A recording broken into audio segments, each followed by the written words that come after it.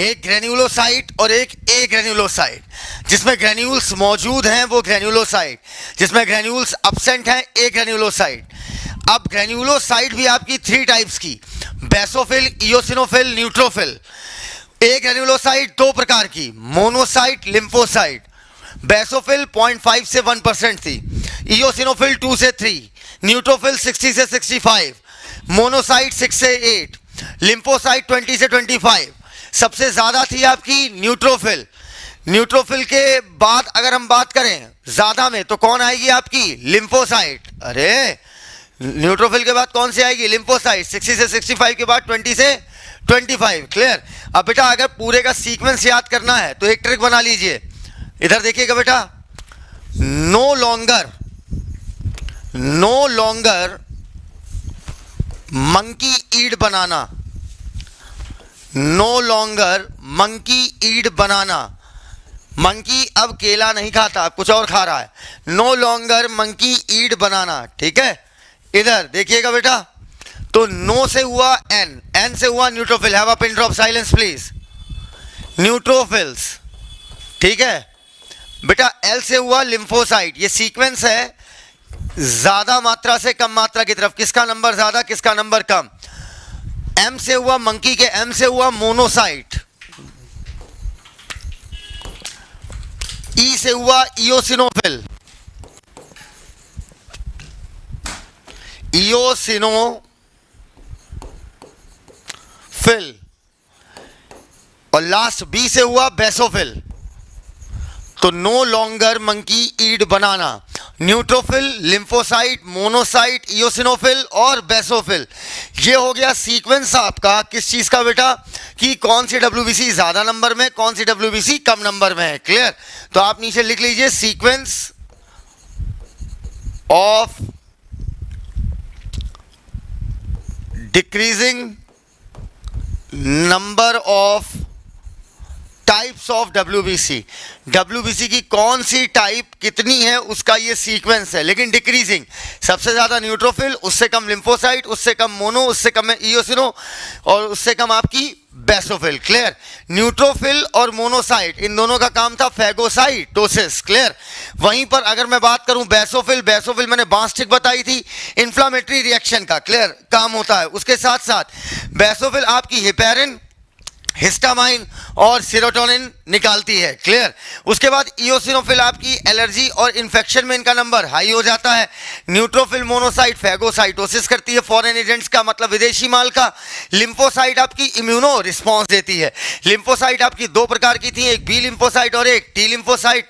B lymphocyte, T lymphocyte में B वाली आपकी वायुसेना थी जो बम मारती थी, और टी लिम्फोसाइट खुद जाकर लड़ती थी। जितनी भी डब्ल्यूबीसी है, आरबीसी है, प्लेटलेट है, सबकी सब बनी है रेड बोन मैरो में। लेकिन आपकी ये मरेंगी कहां पर जाकर? स्प्लीन में। मतलब दफन कहां पर होंगी? स्प्लीन में। अच्छा अगर मैं बात करूं बी लिम्फोसाइट मैच्योर कहां पर हुई? बोन मैरो में ही। टी लिम्फोसाइट कहां पर मैच्योर हुई? थाइमस में। क्लियर? थाइमस स्टर्नम नाम की हड्डी के नीचे या ऊपर? नीचे या ऊपर? नीचे। गुड। अब बेटा कायदे से सभी बच्चे एनसीईआरटी में दिया हुआ डायग्राम देखें जल्दी से। एनसीईआरटी ने जो डब्ल्यूबीसी के डायग्राम्स दिए हैं आप उसे एक बार देखिएगा मेरे साथ। Give me NCERT. ओके, सब लोग गौर से देखो बेटा, यहां पर आपको एनसीईआरटी में डायग्राम्स दिख रहे होंगे। दिख रहे हैं? दिख रहे हैं? कमेंट दीजिए मुझे जल्दी से। सबको डायग्राम्स दिख रहे हैं? ओके, अब अपनी अपनी किताबों में देखिएगा। यहां पर सभी के सभी फॉर्म्ड एलिमेंट बने हुए हैं, ठीक है, जितने हमारे ब्लड में पाए जाते हैं। देख के बताइए सबसे छोटा कौन है? सबसे छोटा आपको इसमें दिख रहा होगा प्लेटलेट्स। क्लियर? क्योंकि प्लेटलेट कोई सेल नहीं है, सेल का फ्रैगमेंट है। क्लियर? टेढ़े मेढ़े फ्रैगमेंट किसी भी शेप के हो सकते हैं, ठीक है, आपके गोल भी हो सकते हैं, तिरछे हो सकते हैं, कैसे भी हो सकते हैं। क्लियर? तो बेटा सबसे छोटा क्या हुआ आपका? प्लेटलेट। तो प्लेटलेट को लेकर हम लिख सकते हैं कि स्मॉलेस्ट फॉर्म्ड एलिमेंट। ठीक है, तो हमारा एक पॉइंट बना डायग्राम से, smallest formed element. Smallest formed element आपका हुआ प्लेटलेट, जिसका दूसरा नाम है थ्रोम्बोसाइट। थ्रोम्बो का मतलब होता है आपका क्लॉटिंग। स्मॉलेस्ट फॉर्म्ड एलिमेंट क्या हुआ आपका? प्लेटलेट। साइज में, क्लियर, साइज की बात हो रही है। ओके, चलो स्मॉलेस्ट फॉर्म्ड एलिमेंट प्लेटलेट। अगला पॉइंट जल्दी जल्दी लिखिएगा, हो गया। नंबर मतलब नंबर किसका ज्यादा किसका कम, ठीक है। नंबर पर mm क्यूब, 1 mm क्यूब में अगर नंबर देखा जाए तो सबसे ज्यादा आपकी आरबीसी, तभी तो मोस्ट एबंडेंट सेल कहते हैं। उसके बाद आपका प्लेटलेट, ठीक है, बोलो प्लेटलेट। और सबसे कम आपकी क्या होगी, डब्ल्यूबीसी, ठीक है, 6000 से 8000 पर mm क्यूब।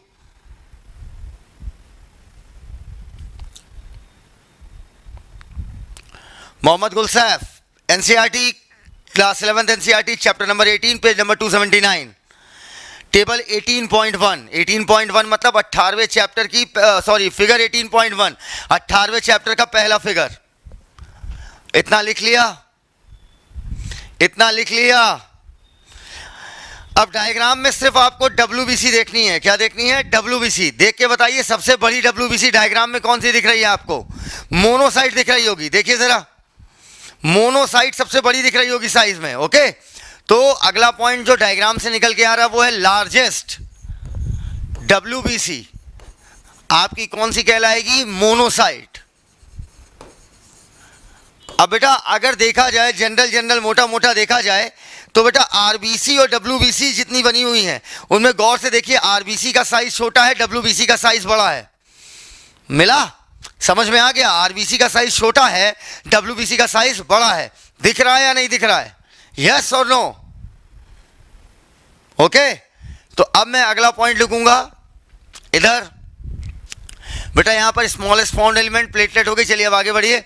इधर साइज के रिस्पेक्ट में अगर बात की जाए तो आपका सबसे बड़ी होंगी डब्ल्यूबीसी, डब्ल्यूबीसी से छोटी आरबीसी, और प्लेटलेट तो सेल का टुकड़ा है तो प्लेटलेट आपका सबसे छोटा हुआ, ठीक है। इस सीक्वेंस को लिखिए। ये डायग्राम से निकाली हुई बातें हैं जो डायग्राम मुझे दिखा रहा है, कुछ मैं नया नहीं बता रहा हूं, ओके। चलिए अब एक एक करके देखिएगा बेटा। आरबीसी अगर एग्जाम में पहचानने को आती, साफ साफ पहचान जाओगे, रेड कलर की, क्योंकि हीमोग्लोबिन नाम का सिंपल प्रोटीन है ना, सिंपल प्रोटीन है, कॉम्प्लेक्स। अच्छा प्लेटलेट बेटा बिल्कुल पहचान जाओगे, छोटे छोटे टुकड़े दिखाई दे रहे होंगे। इसके बाद इओसिनोफिल के डायग्राम से एक पॉइंट निकल के आता है, लिखिएगा जरा। इसके न्यूक्लियस को गौर से देखिए। न्यूक्लियस में कितने लोब्स बने हुए हैं, 2, ठीक है। तो मैं लिख सकता हूं इओसिनोफिल के बारे में एक पॉइंट, आप डायग्राम के नीचे ही लिखोगे, अलग से नहीं लिखना इस पॉइंट को। इओसिनोफिल में आपका न्यूक्लियस के लोब कितने होते हैं, 2 लोब। तो न्यूक्लियस 2 लोब्ड, ठीक है। न्यूक्लियस के पास 2 लोब होते हैं, 2 गुच्छे होते हैं, ठीक है। बच्चे को एडमिट करो। न्यूक्लियस के पास 2 लोब होते हैं। उसके साथ साथ इओसिनोफिल की बात करें तो इसका न्यूक्लियस होता है हेडफोन शेप्ड। हेडफोन बेटा जो हम लोग लगाते हैं ना, बाजा, ठीक है, हेडफोन शेप्ड। साफ साफ देखने में लग रहा है हेडफोन जैसा न्यूक्लियस। तो हेडफोन शेप न्यूक्लियस किसका होता है, इओसिनोफिल का। कर लिया इतना, इतना हो गया बेटा। अब गौर से देखो बेटा, बेसोफिल, इओसिनोफिल और न्यूट्रोफिल, इन तीनों में जो न्यूट्रोफिल है उसमें बहुत सारे लोब्स दिखाई दे रहे होंगे, ठीक है। अगर उसके न्यूक्लियस को देखो तो उसके न्यूक्लियस में ऐसे बहुत सारे लोब, बहुत सारे गुच्छे दिखाई दे रहे होंगे, ठीक है। तो अब अगला पॉइंट न्यूट्रोफिल को लेकर आ गया हमारा। न्यूट्रोफिल में जो न्यूक्लियस है उसमें आपके लोब 2 से 7 हो सकते हैं। अब सवाल बनता कब 2 होगा, कब 3 होगा, कब 4 होगा, कब 5 होगा, कब 6, कब 7, क्लियर। ये एज के साथ बढ़ता है, किसके साथ, एज के साथ, clear. Lobe, number of lobe is directly proportional to age. Age जितनी ज्यादा होगी न्यूट्रोफिल की, तुम्हारी एज नहीं, न्यूट्रोफिल की एज जो जितनी ज्यादा होगी उतने number of lobe is directly proportional. Directly proportional समझते हो ना, directly proportional to age of neutrophil. जितनी ज्यादा एज होगी न्यूट्रोफिल की उतने ज्यादा नंबर ऑफ लोब होंगे, ओके। इतनी बातें एकदम क्लियर हो गई होगी एक एक बच्चे को। चलिए अब अगला हम लोग नोटिस करेंगे डायग्राम मोनोसाइट का। मोनोसाइट देख के ही पता चल गया कि लार्जेस्ट डब्ल्यूबीसी है। क्या मैं मोनोसाइट को लार्जेस्ट फॉर्म्ड एलिमेंट भी बोल सकता हूं, क्यों, बोलो भाई। फॉर्म्ड एलिमेंट में देखा जाए सबसे बड़ी कौन होती है, डब्ल्यूबीसी। और डब्ल्यूबीसी में सबसे बड़ी कौन है, मोनोसाइट, सिंपल, क्लियर। तो अब अगला पॉइंट है हमारा मोनोसाइट को लेकर, लार्जेस्ट डब्ल्यूबीसी तो हो गया बेटा। मोनोसाइट का जरा न्यूक्लियस गौर से देखो, ऐसा लग रहा है जैसे किडनी बनी हुई है, क्लियर? ऐसा बेटा किडनी ऐसी होती है ना, किडनी शेप्ड या बीन शेप्ड, बीन मतलब समझते हो ना, बीन मतलब फली के आकार का। तो मैं लिख सकता हूं मोनोसाइट को लेकर जो डायग्राम बता रहा मैं, न्यूक्लियस बीन और किडनी शेप्ड।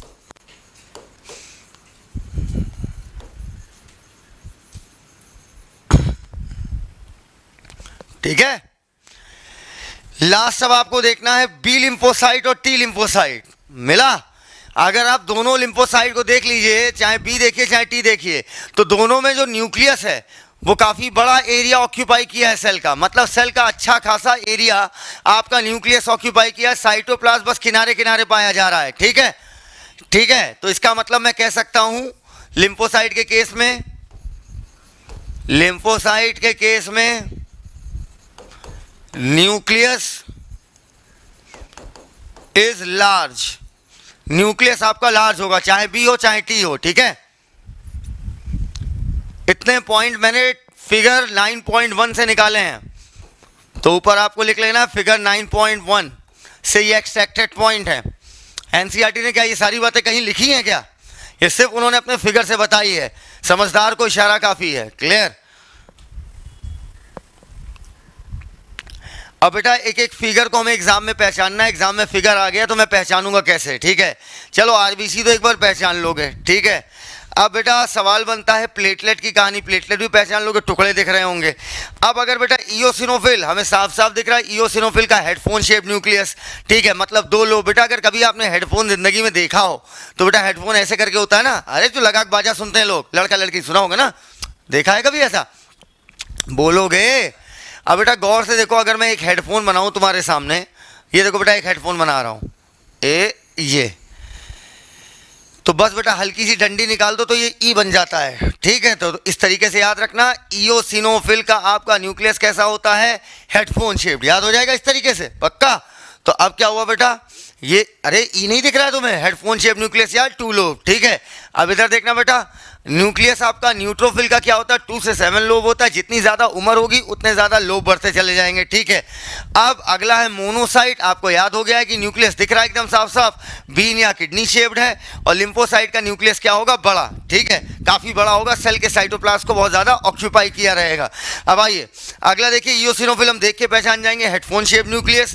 अब बेसोफिल को कैसे पहचानेंगे? बेसोफिल में अगर आप गौर से देखिए, आपको ब्लू कलर की, डार्क ब्लू कलर की बेसोफिल दिखाई गई है, तो उसमें जो दाने दिखाए गए हैं, मतलब ग्रेन्यूल्स दिखाए गए हैं, बहुत ज्यादा कोर्स दिखाए गए हैं। कोर्स कहने का मतलब घने दिखाए गए हैं, सघन दिखाए गए हैं। तो बेसोफिल की प्रॉपर्टी होती है कि बेसोफिल में जो ग्रेन्यूल्स होते हैं वो बहुत कोर्स होते हैं, मतलब बहुत सघन होते हैं, बहुत सारे ग्रेन्यूल्स पाए जाते हैं। तो इतना ज्यादा खिटखिट खिटखिट खिटखिट, पूरे में ऐसा लग रहा है जैसे पूरे में रेत पाई जा रही है, तो बेसोफिल ऐसे पहचान लेंगे। बहुत सारे लोब दिख गए हमें तो न्यूट्रोफिल हो गई। किडनी शेप न्यूक्लियस दिख गया तो मोनोसाइट हो गया। और बहुत बड़ा न्यूक्लियस दिख रहा है तो लिम्फोसाइट हो गया। अब सवाल है बी और टी कैसे पहचानोगे? बोलो, एक तरफ बी लिम्फोसाइट है, एक तरफ टी लिम्फोसाइट है। ठीक है, अब बेटा समझना, बी और टी लिम्फोसाइट में कैसा डायग्राम पहचानोगे?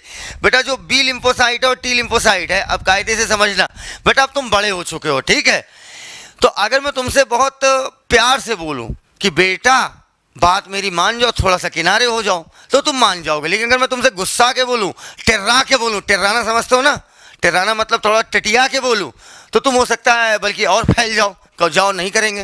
बेटा एक बार ऐसा करके देखना कभी क्लास में। ठीक, तो बेटा ये बताओ, बी लिम्फोसाइट में मैंने बी लिम्फोसाइट से कहा कि भैया बी लिम्फोसाइट का न्यूक्लियस थोड़ा सा किनारे हो जाओ। बेचारा थोड़ा बड़े प्यार से इसका न्यूक्लियस हल्का सा किनारे हो गया। लेकिन जब मैंने टी लिम्फोसाइट से टिर्रा के कहा, टी से टिर्राना, टी से टी लिम्फोसाइट, ठीक है, टिर्रा के कहा, ये बिल्कुल नहीं माना, उल्टा और फैल गया। तो इसका मतलब अल्टीमेटली आप देख के पहचान सकते हो, टी लिम्फोसाइट में न्यूक्लियस चारों तरफ फैला हुआ। क्योंकि टिर्रा के बोले हो ना तुम, आजकल के लौंडे कहाँ सुनने वाले हैं, बल्कि अकड़ जाएंगे। लेकिन प्यार से बेटा बेटा करके कहो तो किनारे आ जाएंगे। तो बी वाले का, बी से बेटा, याद रखना न्यूक्लियस किनारे है, टी चारों तरफ फैला हुआ है। ठीक है, इसका न्यूक्लियस। बेटा ये ट्रिक है, कॉन्सेप्ट नहीं है, ध्यान रखना इसको। क्या मैं इतनी चीजों को मिटा दूं बेटा?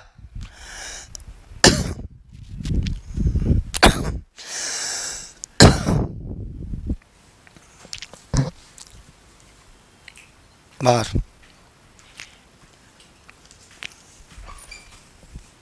इतनी बातें क्लियर है?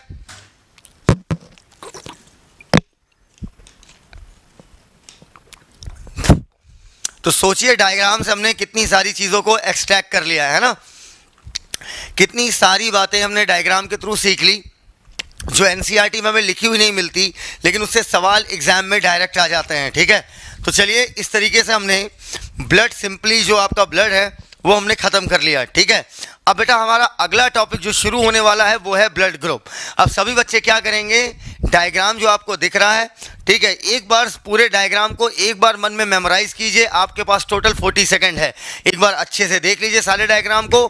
देखो पिछले 7-8 सालों से डायग्राम नहीं पूछा है, लेकिन किसी भी वर्ष पूछ सकता है, क्योंकि जब ये 2013 तक ये पूछते थे डायग्राम तो एक सवाल में 8-8, 9-9 सवाल पूछते थे। तो इस वजह से डायग्राम हम तैयार करके चलेंगे और किसी भी चीज़ को छोड़ेंगे नहीं। ठीक है, आइए, ईशु गुप्ता का क्वेश्चन था कि मास्टर साहब ये बताइए कि आप कहते हो बायोलॉजी में हर चीज़ की एक वजह होती, कोई भी चीज़ बायोलॉजी में फर्जी नहीं होती है ना। तो चलिए अब मेरी बात समझिए, कोई रोने लगे तो ये उसका प्रॉब्लम है, तो और रुलाएंगे और क्या, कितने दिन रोगे, 2 दिन 3 दिन, फिर समझ जाओगे मास्टर हमारा पागल है बेटा। चलो आओ, एक बच्ची पूछती है, या बच्चा जो भी है, इसमें तो जेंडर ही नहीं क्लियर होता है। तो बेटा एक बच्चा पूछता है कि ये बताइए हमारी बॉडी पर हेयर्स क्यों हैं, हर चीज़ की अगर वजह है। ठीक है, तो देखो बेटा एक्चुअली में क्या है कि पहले हेयर्स बहुत ज़्यादा थे, अब हेयर्स कम है। ठीक है, क्योंकि हेयर एक तरीके से हमारी बॉडी में इंसुलेटर्स का काम करते हैं। ठीक है, इंसुलेटर कहने का मतलब बाहर की गर्मी से बचाना या बाहर की ठंडी से बचाना। ठीक है, तो बेटा पहले के लोग जो है नंगे दुड़ंगे रहते थे, नंगे दुड़ंगे समझते हो कि कहने का मतलब, ठीक है, इतने समझदार हो बेटा, ऐसे हम लोग की तरह कपड़े नहीं पहनते थे ना, तो नंगे दुड़ंगे रहते थे, तो उन्हें जंगल की गर्मी और ठंडी से बचाने के लिए हमारे हेयर्स क्या होते थे, लंबे होते थे। Got it? लेकिन वक्त के साथ अब क्या उन्हें उनकी ज़रूरत है, हमें नहीं, तो धीरे धीरे वो रिड्यूस होने लगे। और एक हमारा एक अनुमान भी है कि 3050 तक हमारी बॉडी पर हेयर्स नहीं होंगे, हेड बहुत बड़ा होगा, रिप्रोडक्शन की क्षमता बहुत कम होगी और हमारी हाइट बहुत कम होगी, और यही है एवोल्यूशन। Got it? चलिए आइए, अब एक बात मैं आपको लास्ट सिखा रहा हूँ, उसे अच्छे से सीखिएगा। इधर देखो बेटा, अब बेटा जहाँ पर मैं आपको टर्म सिखाता हूँ ना कि इस टर्म का ये मतलब होता है, इस टर्म का ये मतलब होता है, तो वहाँ पर बेटा अच्छे से आप टर्म्स वहाँ पर लिख लीजिए। कुछ और एक शब्द होता है पाइसिस। ठीक है, लिखिए लिखिए पाइसिस, POIESIS,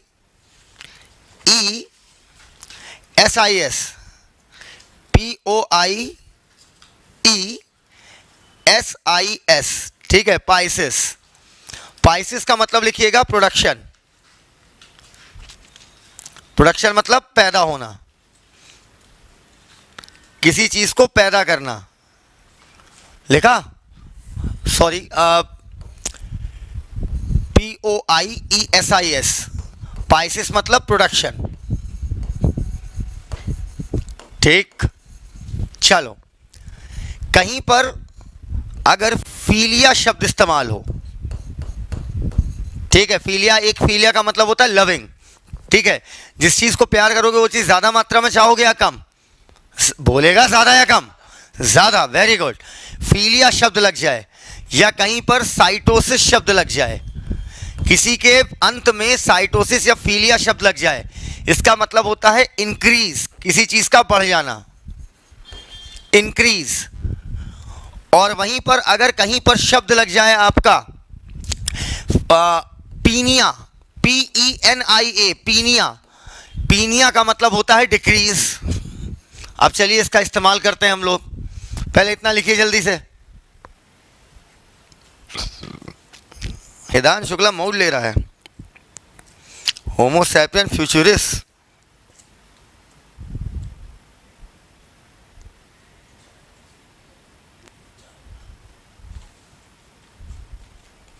हो गया बेटा? हो गया? आइए अब इसका हम इस्तेमाल करना सीखते हैं।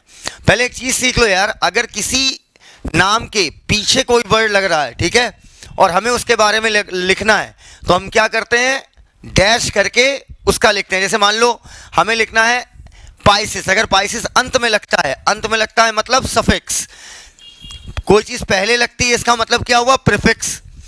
फिक्स का मतलब किसी चीज को कहीं पर फिक्स करना, प्री मतलब पहले, अगर कोई चीज पहले लगा रहे हो प्रीफिक्स, बाद में लगा रहे हो सफिक्स। अब लिखने का तरीका समझ लो प्रीफिक्स और सफिक्स का। अगर कोई चीज पहले लगा रहे हैं, ठीक है, तो वो जो चीज़ आप पहले लगा रहे हो, एग्जाम्पल के तौर पर मान लीजिए आप किसी चीज़ के नाम के आगे लगा रहे हो प्रो प्री प्राई, जैसे आपका प्रो प्री प्राई प्रो रेनिन हो गया, ठीक है, प्रो प्री प्राई लगा रहे हैं तो ये हम पहले लगाते हैं, ठीक है, मैंने आपको सिखाया था। तो प्रो के बाद डैश करते हैं कि पहले लगा, ठीक है, तो प्रो के बाद डैश, डैश का मतलब अब आगे आप वर्ड लिखोगे। अगर कोई आपका वर्ड अंत में लगता है तो आप क्या करते हो, डैश करके उस वर्ड को लिखते हो। जैसे यहाँ पर मैंने पाइसिस लिखा, फीलिया लिखा या पीनिया लिखा, क्लियर, पक्का। प्रीफिक्स कैसे लिखा जाता है? प्रीफिक्स लिखने का तरीका होता है कि जैसे आपने नाम लिखा, जैसे कार्डियो, तो कार्डियो लिखकर आपने क्या कर दिया, डैश लगा दिया। और सफिक्स कैसे लिखोगे, डैश करके सफिक्स का नाम लिखोगे, जैसे मैंने पीनिया लिख दिया।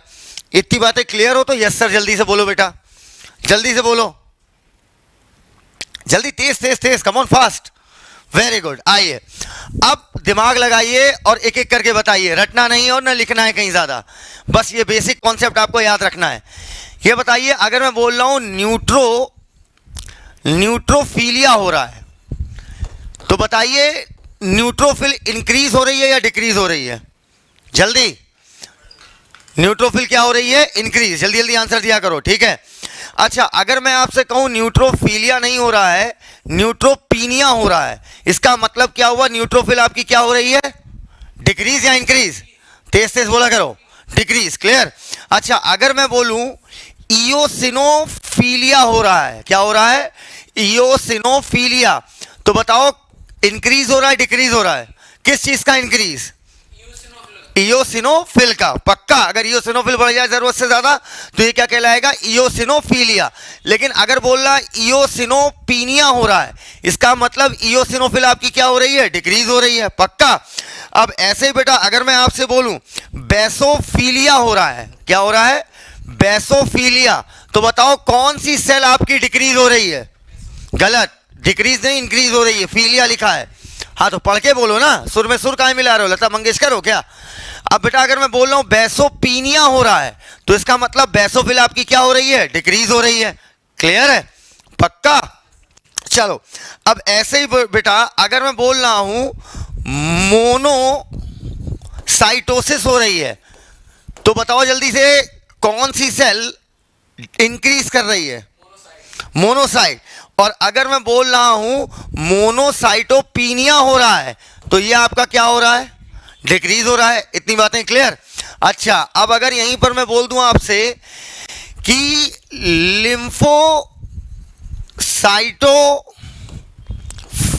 लिम्फोसाइटोसिस हो रही है, क्या हो रही है?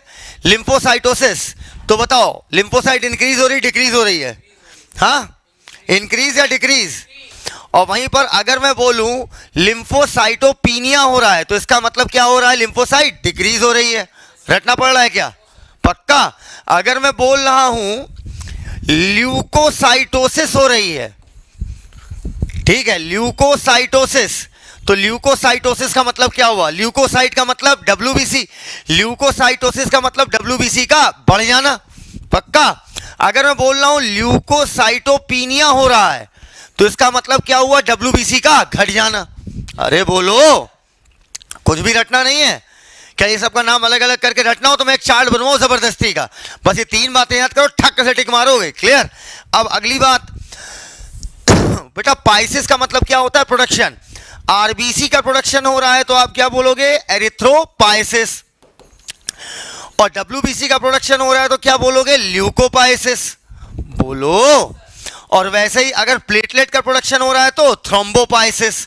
अब बेटा इन बातों को रटा नहीं जाता, सोचा जाता है। पाइसिस का मतलब प्रोडक्शन, अब एरिथ्रोसाइट बन रही है तो एरिथ्रोपाइसिस, ल्यूकोसाइट बन रही है ल्यूकोपाइसिस, और थ्रोम्बोसाइट बन रही है थ्रोम्बोपाइसिस, ठीक। अब बताओ क्या कुछ रटना पड़ा? बोलो जल्दी। अब एक नोट पॉइंट करके लिख लो, नोट पॉइंट, ब्लड कैंसर सुना होगा। ब्लड कैंसर, ब्लड कैंसर में क्या होता है? इमैच्योर WBC बढ़ जाती है। अब ऐसा क्यों होता है, ये सारी बातें हम आगे सीखेंगे। इमैच्योर WBC इंक्रीज कर जाती है, मैच्योर नहीं, WBC इंक्रीज नहीं बोल रहा हूं, इमैच्योर WBC इंक्रीज। इमैच्योर मतलब लड़ने की ताकत है या नहीं है? नहीं है। इमैच्योर WBC बढ़ जाती है। और बेटा ब्लड कैंसर को हम लोग ल्यूकीमिया कहते हैं। क्या बोलते हैं? ल्यूकीमिया।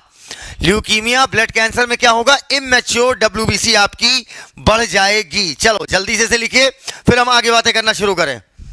हो गया, हो गया।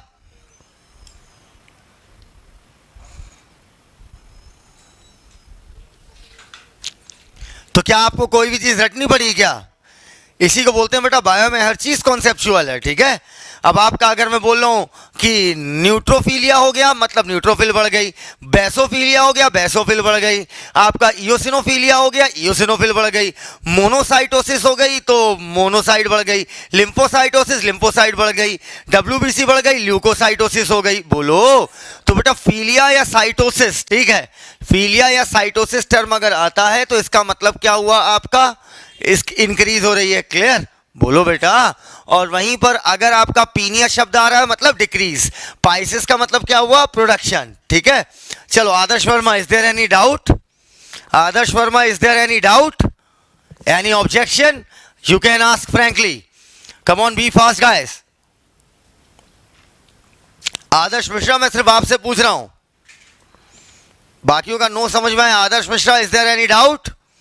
ओके, चलो now let's move on to the next topic, that is blood group. अगर हम बात करते हैं ब्लड ग्रुप की, तो ब्लड ग्रुप की कहानी बहुत अच्छे से सुनिएगा बेटा।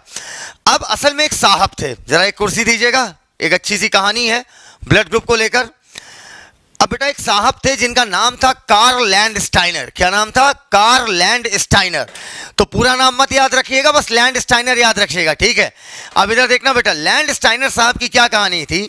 समय था 1901 का, ठीक है। 1901 में जो लैंडस्टाइनर थे उन्होंने क्या किया, उन्होंने देखा कि यार हर इंसान का खून देखने में कैसा है, लाल है। पक्का? अच्छे समझिए, बहुत प्यारा टॉपिक है, मतलब इतनी सारी फिलॉसफी क्लियर होगी, कोई बात नहीं। अच्छा सुनो, अब बेटा क्या हुआ कि जो आपके लैंडस्टाइनर साहब थे उन्होंने देखा सबका खून देखने में कैसा है, लाल है।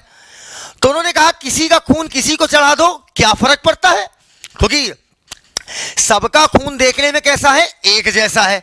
लेकिन अब लफड़ा ये कहां पर आया, लफड़ा ये आया कि उसमें से कुछ लोग मर गए। जैसे मान लो 10 सैनिक आए घायल होकर, ठीक है, तो लैंडस्टाइनर साहब ने क्या किया, 10 के 10 का 10 नॉर्मल लोगों से खून लिया, कह भैया तुम्हारा भी खून लाल, इनका भी खून लाल, किसी का खून किसी में भी डाल दो, क्या फर्क पड़ता है। लेकिन उन्होंने देखा कुछ सैनिक मर गए। अब वो हैरान और परेशान, वो कहे आखिर कुछ सैनिक मरे क्यों जब सबका खून क्या है, लाल है। ठीक है, क्योंकि मैं बेटा आपको लास्ट लेक्चर में एक चीज सिखाया था, हमारी बॉडी अपना सारा माल पहचानती है, अच्छे से इस बात को भूलना मत। हमारी बॉडी अपना माल पूरा पहचानती है, लेकिन विदेशी माल जब आएगा तो उस पर क्या कर देगी, अटैक कर देगी, हमला कर देगी। और हमारी बॉडी अपना माल किसे मानती है, जिसे वो शुरू से देखी होती है। क्लियर?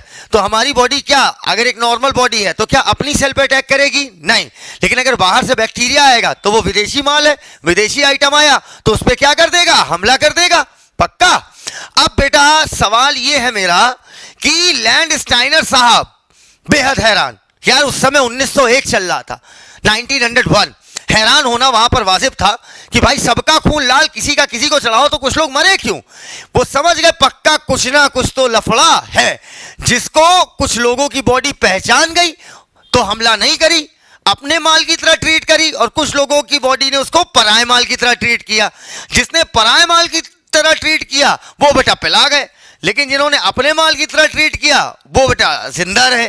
क्या इतनी बातें क्लियर है? पक्का? अब मान लो मैं खुद लैंडस्टाइनर हूं, 1901 का समय है, ठीक है, बगल से आपको टांगे की आवाज आ रही होगी।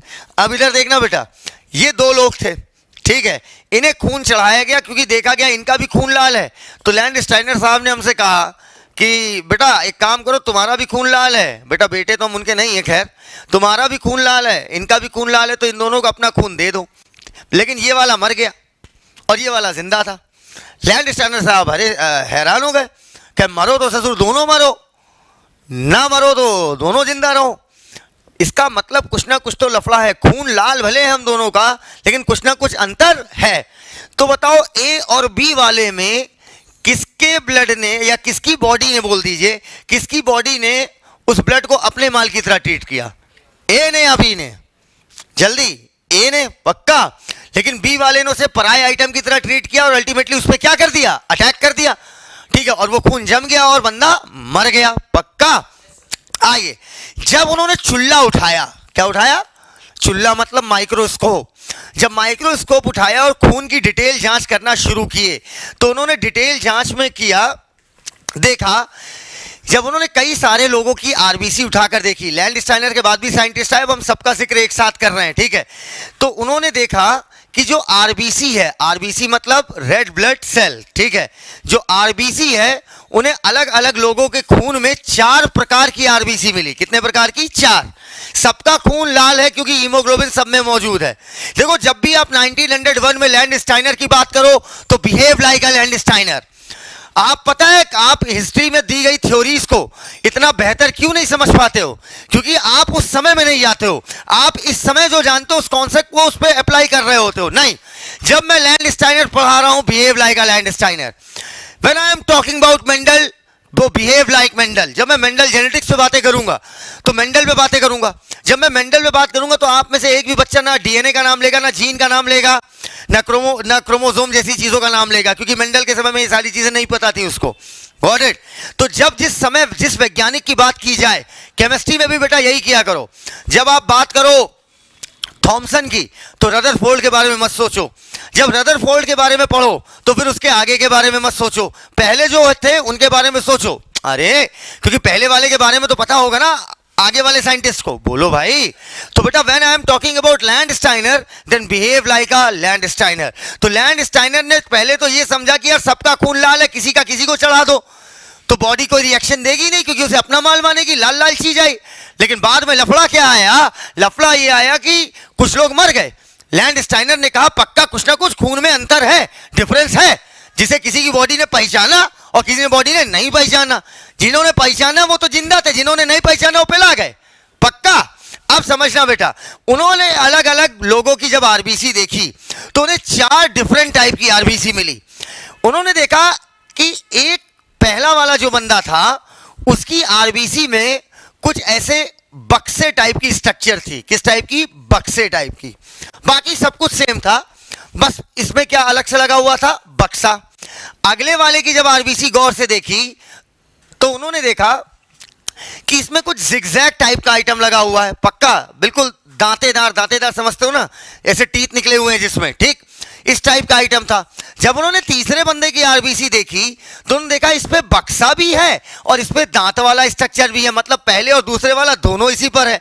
और चौथे पर जब आरबीसी को गौर से देखा माइक्रोस्कोप लगा के तो देखा चौथी वाली नील बटे सन्नाटा, उस पे कुछ भी ऐसा नहीं था। उन्होंने कहा पक्का गोला तो चारों के पास है, आरबीसी तो चारों के पास है, सबके अंदर क्या भरा होगा? सबके अंदर बेटा आपका भरा होगा हीमोग्लोबिन, सबके अंदर भरा होगा। तो हीमोग्लोबिन तो सबके पास है, इसका मतलब हीमोग्लोबिन लफड़ा नहीं कर रहा। तो बेटा लफड़ा कहां पर आ रहा है? बक्सा, दांते, इन स्ट्रक्चर पर जो आरबीसी के ऊपर है या अंदर है? ऑन द सरफेस या in the RBC? On the surface. पक्का। अब मेरी बात समझना बेटा, 2 शब्द क्लियर करो यहां पर मुझे।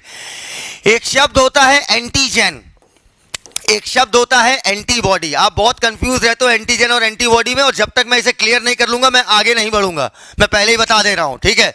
एक एक बच्चा जब तक नहीं सीख जाएगा फिर आगे बातें नहीं हो पाएंगी। और एंटीजन एंटीबॉडी अच्छे से समझना। बेटा इधर आओ, बेटा इधर आओ, बेटा चमन इधर आओ। अरे बताइए क्या, इधर आइए, आइए, चलिए मास्क उतारिए। तो मिस्टर करोना, अब आप मुझे ये बताइए कि अगर मैं आपकी नाक में धूल झोंक दूं तो आप छींकेंगे या नहीं छींकेंगे? छींकेंगे। अगर मान लीजिए मैं आपके ऐसे कर दूं, ऐसे, तो आपको कुछ महसूस हुआ? आप ऐसे किए। और अगर मैं ये बताओ बेटा, अगर मैं आपको ऐसे, हाथ नीचे कीजिए जितना कह रहे हैं, कीजिए ना। अगर मैं आपको ऐसे मारूंगा, गुस्सा आया, मन में गाली आई? वेरी गुड बेटा। तो बेटा एंटीजन वही चीज है जो रिस्पॉन्स पैदा करा दे आपकी बॉडी में। मैंने इनको कंटाब मारा, लगा तो नहीं? कोई बात नहीं, अब लगेगा। मैंने इनको कंटाब मारा, ठीक है, और इन्होंने बदले में मनी मन क्या दी? गाली दी, ठीक है? मुंह पे मत देना बेटा, सावधानी अपने हाथ में है। तो अब बेटा जब मैंने इन्हें कंटाब मारा तो इनके मन में क्या आया? रिस्पॉन्स आया। तो वो रिस्पॉन्स एक तरीके से समझो एंटीबॉडी की तरह काम किया। अभी ऐसे समझो, फिर हम एक्यूरेट बातें करेंगे। तो एंटीजन क्या है? एंटीजन क्या है बेटा आपका? एंटीजन एक तरीके की देखी जाए तो उंगली है, और बदले में जो रिस्पॉन्स आया वो क्या है आपका? एंटीबॉडी। आहा, समझ में आया? नहीं समझ पाए मेरी बात? पक्का? अब मान लो मैंने इनके उंगली करी और मैं इनका मित्र हूं, मैं आपका क्या हूं? हाय हाय हाय, चलो मैंने इनके उंगली करी, ठीक है, और इन्होंने पलट के क्या मारा? हमको कंटाप मारा।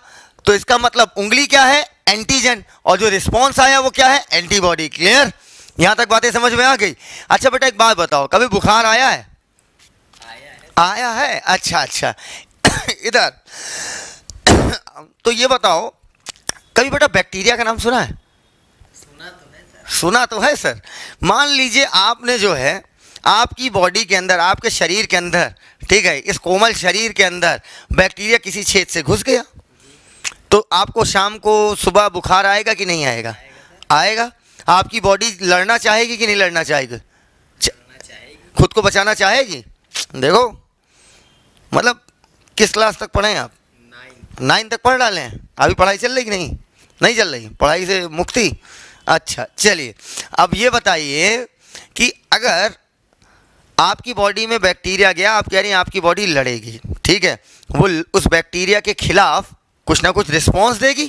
जैसे हमने उंगली की, तुमने कंटाप मारा, तो वो रिस्पॉन्स क्या है आपका? एंटीबॉडी। क्लियर? याद करो एंटीबॉडी मैंने बम बताए थे, ठीक है, तो बैक्टीरिया के ऊपर बम मारे जाते हैं। क्या मारे जाते हैं? बम। बोल बम, बम। चलो अब इधर तो बेटा एंटीजन का मतलब क्या हुआ? उंगली। जो आपकी बॉडी में उंगली पैदा करे, जिसके प्रति जो रिस्पॉन्स आएगा वो किसका आएगा? एंटीबॉडी। एंटीबॉडी क्या हुई? जो पलट के क्या पड़ा? कंटाप। तो इस पॉइंट को याद रखना बेटा, इंपॉर्टेंट पॉइंट है। एंटीजन मतलब जो आपकी बॉडी में उंगली कर दे, और एंटीबॉडी क्या है? उसके खिलाफ जो पड़ेगा रिस्पॉन्स, ठीक है। तो एंटीजन उंगली, एंटीबॉडी कंटाप। क्लियर? तो अब बेटा बताओ उंगली कौन कर रहा है? उंगली हीमोग्लोबिन कर रहा है, आरबीसी कर रहा है, या आरबीसी के ऊपर जो स्ट्रक्चर पाई जा रही है? क्या जो आरबीसी के ऊपर स्ट्रक्चर पाई जा रही है वो उंगली कर रही है? इसका मतलब क्या मैं उसको एंटीजन बोल सकता हूं? हाँ या ना? अच्छा अब बेटा ये बताओ, जैसे आप लोग फिजिक्स में कहते हो ना, जब ये मैथ्स में जब कुछ नहीं पता होता है तो let us suppose X, let us suppose Y कहते हो ना, इस टाइप से। तो बेटा एक्स वाई करते हो, एक्स जरूर सपोज करते हो तुम अपना, है ना? तो अब समझना हम तुमसे क्या कह रहे हैं। तो बेटा इसका कुछ ना कुछ नाम रख देते हैं। तो मैंने क्या, एलैंड स्टाइनर ने क्या किया, उसको कुछ अता पता था नहीं, तो उसने कहा चलो इस बक्से जैसे स्ट्रक्चर को मैंने कैपिटल ए नाम दे दिया। क्या नाम दे दिया? Capital A. अच्छे से देखना बेटा, इस बक्से जैसी स्ट्रक्चर को उन्होंने नाम दे दिया कैपिटल ए, ठीक? कैपिटल ए ही लिखिएगा, ध्यान रखिएगा। तो बेटा इसका नाम क्या दिया होगा? Capital B. पक्का? अरे एक्स वाई दे देते, ठीक है, अल्फा बीटा दे देते, मुझे घंटा फर्क नहीं पड़ता। उन्होंने क्या दिया? ए और बी। अब बेटा ये उंगली जैसी जो स्ट्रक्चर, ये आपकी जो उंगली करने वाली स्ट्रक्चर है, जो हमारी बॉडी में डिफरेंस कर रही है, जिसकी वजह से मौत हो रही है, इसे हमने क्या बोला? एंटीजन। तो जो पहला वाला बंदा था उसके पास एंटीजन कैसा था? ए वाला बक्से जैसा है, बी वाला दांते जैसा है। तीसरे वाले में गौर से देखिए एंटीजन कौन कौन से हैं? दोनों हैं। एंटीजन ए भी है और एंटीजन बी भी है।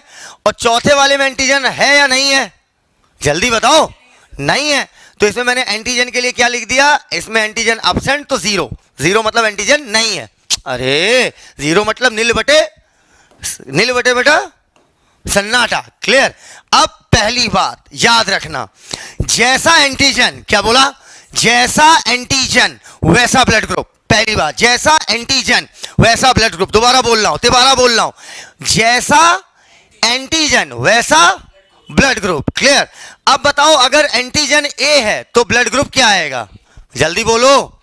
अगर एंटीजन ए है तो ब्लड ग्रुप, मैं ऊपर लिख रहा हूं बीजी। बीजी मतलब ब्लड ग्रुप। एंटीजन ए तो ब्लड ग्रुप ए।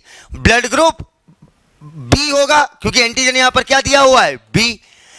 इसमें बेटा एंटीजन कौन सा है? ए बी कोई एंटीजन नहीं होता है। Antigen A and B. आहा, ए बी कौन सा एंटीजन है? कोई ऐसा एंटीजन देखा क्या अभी तक जो ऐसा हो? आधा बक्सा आधा दांते।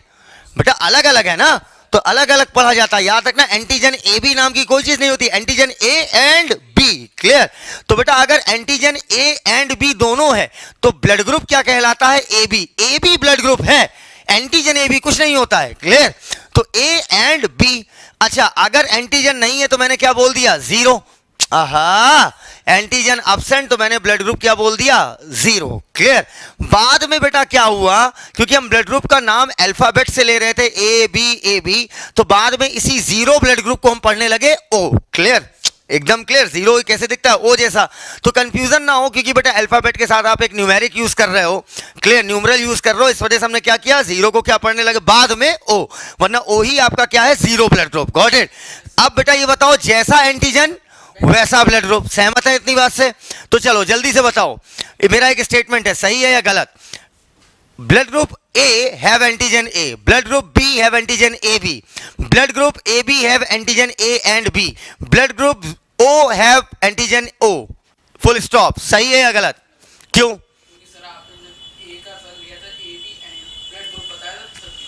दोबारा सुनिएगा, blood group A have antigen A, blood group B have antigen B, blood group AB have antigen A and B, blood group O have antigen O। जैसा एंटीजन वैसा ब्लड ग्रुप। पक्का? गलत है, घंटा। सुनो, मैंने क्या बोला? जैसा एंटीजन वैसा ब्लड ग्रुप। और एंटीजन O क्या है? कुछ नहीं, O मतलब होता है जीरो। इसीलिए मैंने आपको यहां पर बताया, ये बताने का उद्देश्य यही था। यही गलतियां कर जाते हो एग्जाम में, रट के चले जाते हो, O के पास एंटीजन नहीं होता। अबे O नहीं, वो जीरो है। आहा, अब तुमने मन में क्या ठासा है? जैसा एंटीजन वैसा blood group, blood group A antigen A, blood group B antigen B, blood group A B antigen A and B, blood group O antigen O. गलत। O नहीं, एंटीजन नहीं, क्योंकि O एक्चुअली में क्या है? जीरो। तो इसी वजह से O ब्लड ग्रुप को जीरो ब्लड ग्रुप कहते हैं। क्लियर? अच्छा, अब इतनी बातें कि एक बच्चा सीख गया, जैसा ब्लड ग्रुप जैसा एंटीजन वैसा ब्लड ग्रुप। तो ये पॉइंट बना के लिखिए, जैसा एंटीजन वैसा ब्लड ग्रुप। बात खत्म। Happy birthday to you. जल्दी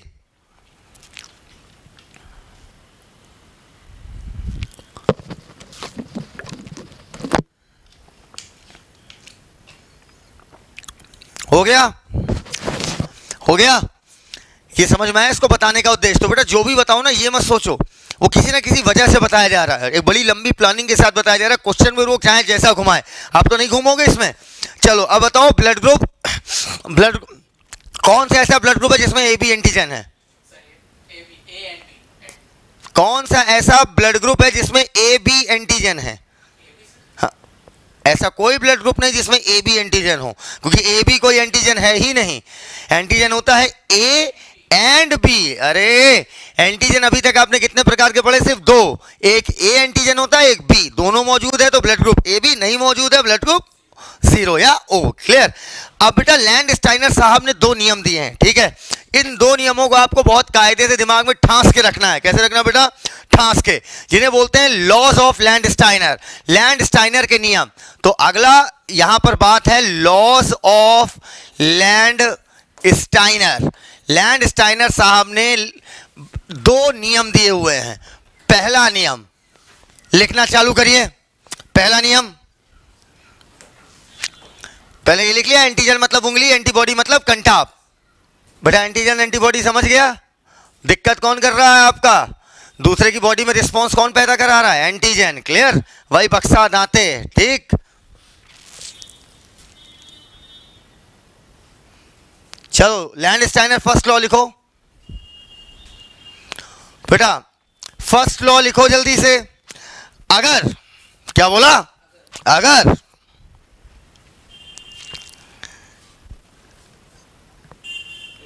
किसी के खून में, अगर किसी के खून में, अंग्रेजों ब्लड लिख लो, अगर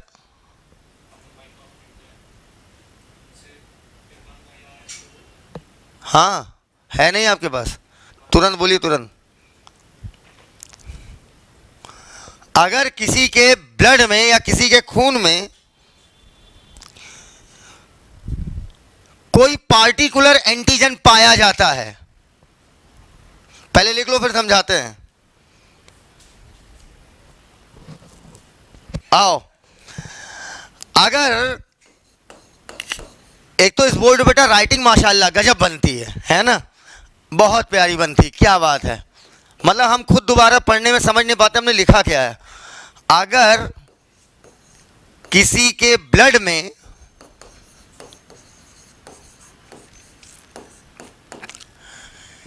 कोई,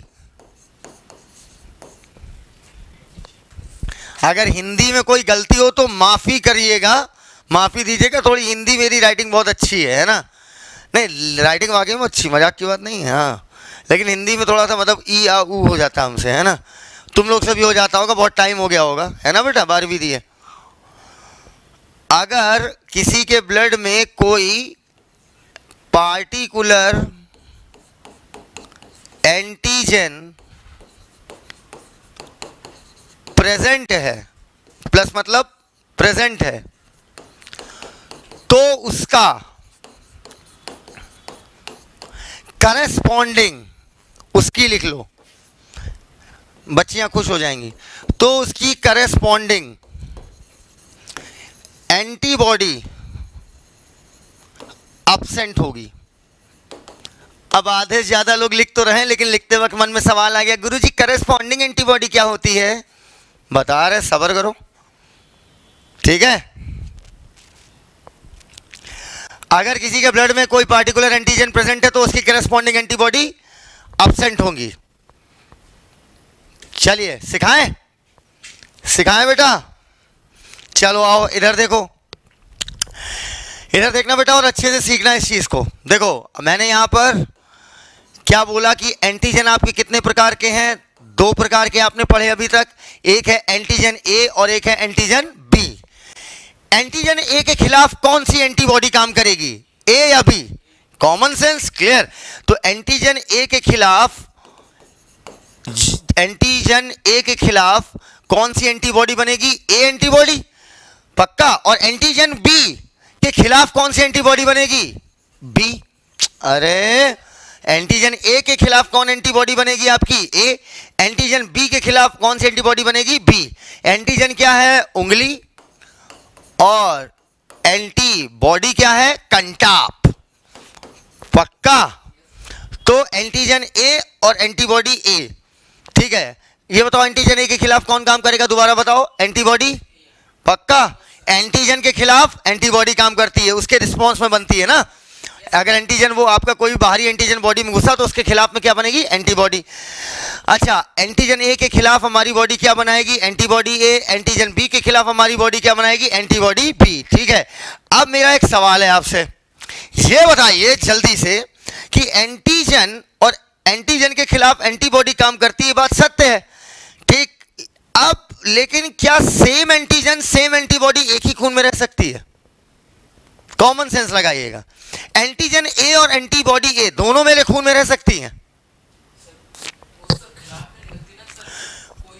तो मैं क्या क्वेश्चन पूछ रहा हूं, बस हाँ या ना में जवाब दीजिए। क्या सेम एंटीजन सेम एंटीबॉडी एक ही खून में रह सकती है? एंटीजन ए भी मेरे खून में है? नहीं पता, मुझे नहीं जानना, जितना बताया उससे दिमाग लगाइए। मैं कभी कोई सवाल पूछता हूं तो उतना ही पूछता हूं जितना आप मेरी बातों को एनालाइज करके निकाल सकते हो। क्या एंटीजन ए और एंटीबॉडी ए एक इंसान के खून में हो सकती है? No sir. क्यों? क्योंकि ये आपस में पिल जाएंगी। बोलो। अर्थात एंटीजन ए और एंटीबॉडी ए एक खून में अगर रहेंगी तो बेटा ये आपस में क्या होगा? लड़ाई कर जाएंगी, पक्का। अब समझना लड़ाई कैसी होती है वो तो अगले लेक्चर में आएगा। अच्छा, क्या एंटीजन बी और एंटीबॉडी बी किसी एक बंदे के खून में हो सकती है? जल्दी बताओ। मतलब सेम एंटीजन सेम एंटीबॉडी एक खून में, पक्का। अच्छा, मान लो मेरी बॉडी में एंटीजन ए है, रटना नहीं, पटक के मारेंगे बेटा, है ना। अगर मेरी बॉडी में एंटीजन ए है, मेरे ब्लड में जो आरबीसी टहल रही हैं, सभी आरबीसी के ऊपर एंटीजन कौन सा लगा हुआ है? ए। तो बताओ क्या एंटीबॉडी ए पाई जाएगी? कंफर्म। कितने %? गुड, बिल्कुल सही। आइए अब हम बातें करते हैं बेटा। तो बेटा एंटीजन ए की करस्पॉन्डिंग एंटीबॉडी कहलाती है ए। समझ पाए? सेम एंटीजन सेम एंटीबॉडी कहने का मतलब वो करस्पॉन्डिंग। अगर मैं बोलूं एंटीजन ए की करस्पॉन्डिंग एंटीबॉडी ए, एंटीजन बी की करस्पॉन्डिंग एंटीबॉडी बी, करस्पॉन्डिंग का मतलब समझ गए? तो मतलब करस्पॉन्डिंग एंटीबॉडी एक खून में होनी चाहिए या नहीं होनी चाहिए? तो वही तो कह रहा है ससुर, अगर किसी के ब्लड में कोई पार्टिकुलर एंटीजन प्रेजेंट है तो उसकी करस्पॉन्डिंग एंटीबॉडी अब्सेंट होगी। अरे पक्का? आओ बेटा वापस आओ, इधर आओ। अब बताओ किस खून में कैसी एंटीबॉडी होगी? ठीक है, बता लोगे? ट्राई करोगे कि पक्का बता लोगे? एंटीबॉडी कौन सी होगी देख के बताओ बेटा। अगर एंटीजन ए है, आपके पास एंटीबॉडी कितने प्रकार की हैं? कौन कौन सी? एंटीजन भी दो प्रकार के, ए बी, और एंटीबॉडी भी ए और बी। एंटीजन ए का करस्पॉन्डिंग एंटीबॉडी क्या है? एंटीजन बी का करस्पॉन्डिंग एंटीबॉडी। देखो अगर तुम ये रटे हुए हो कि किसमें कौन सी एंटीबॉडी, तो नो सर ने तो पटक के मारेंगे। कैसे बेटा? Very good. तो बेटा रट के आंसर नहीं देना, लॉ के हिसाब से आंसर देना है। ठीक है, हम मेडिकल की तैयारी कर रहे हैं। ठीक है, कक्षा 12 की परीक्षा ही नहीं देनी, हमें मेडिकल की तैयारी करनी है। ठीक है, तो रटना नहीं है, चीज़ों को कॉन्सेप्चुअली सीखो। अब ये आप क्या करते हो, रट लेते हो, हाँ ऐसा ऐसा ऐसा। क्या इसे फील किया था? जैसा एंटीजन वैसा ब्लड ग्रुप, ये लॉ कभी फील किया था? अभी आगे और फील करोगे, फीलिंग ही है पूरे में, लेते रहो धीरे धीरे। तो अगर एंटीजन ए है तो मेरा मानना है एंटीबॉडी ए नहीं होनी चाहिए। क्या लगता है? हाँ पक्का? तो इसमें एंटीबॉडी ए नहीं होगी ना? ए नहीं होगी ना, बस ये बताओ। इसमें एंटीबॉडी कौन सी नहीं होगी? जो नहीं होगी वो बताओ। हाँ, बी नहीं होगी। ठीक है, तो रुको, तुमने कहा तुम्हारे पास एंटीबॉडी का ऑप्शन कितने? दो, एक ए और एक बी। यहां पर भी एंटीबॉडी का ऑप्शन क्या है? ए और बी। अरे किसी भी खून में ऑप्शन तो दो ही है ना, ए और बी, ए और बी। तो चलो जल्दी बताओ, पहले वाले खून में एंटीबॉडी कौन सी नहीं हो सकती? तुमने बताया बेटा ए नहीं हो सकती। बी होगी कि नहीं होगी हम आगे देखेंगे। ठीक है, दूसरे वाले में क्या नहीं हो सकती? हाँ, बी नहीं हो सकती। क्यों? क्योंकि लैंडस्टाइनर का पहला नियम कहता है सेम एंटीजन और सेम एंटीबॉडी नहीं रह सकती, आपस में पिल जाएंगी। हाँ ठीक, तो इसमें एंटीबॉडी भी नहीं होगी। बताओ ब्लड ग्रुप ए बी में कौन सी एंटीबॉडी रखोगे? दोनों नहीं हो सकती। क्यों? क्योंकि ए वाली रखोगी, ए वाली एंटीबॉडी रखोगे तो ये ए के साथ पिलेगी, बी वाली रखोगे तो बी के साथ दोनों रख दोगे तो पिल्लम पिल मच जाएगी, तो इसमें एंटीबॉडी नहीं होगी। ठीक है, इसमें क्या लड़ाके होंगे फिर? अच्छा, आखिरी वाले को छोड़ दो अभी। ठीक है, आइए, पहले नियम से इतनी बातें निकल के आई हैं। अब देखो ऐसे पढ़िए, नियम पढ़िए, फिर उसको तुरंत अप्लाई करके देखिए। अब आइए दूसरा नियम देखते हैं, लैंडस्टाइनर का क्या था, सेकंड लॉ ऑफ लैंडस्टाइनर। चलिए शुरू करते हैं। इधर देखो मेरा बच्चा, सेकंड लॉ लिखिए। अगर, क्या बोला? अगर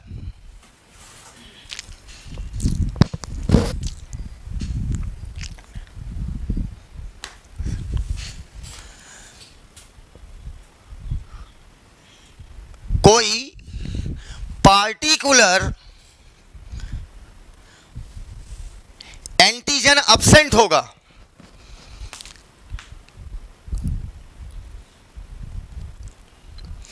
तो उसकी करस्पॉन्डिंग एंटीबॉडी, लिख दे रहा हूं बेटा, अगर,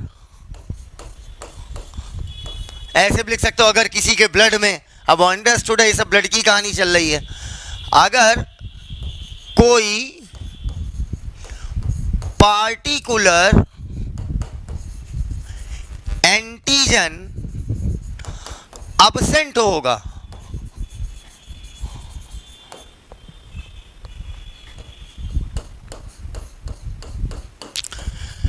तो उसकी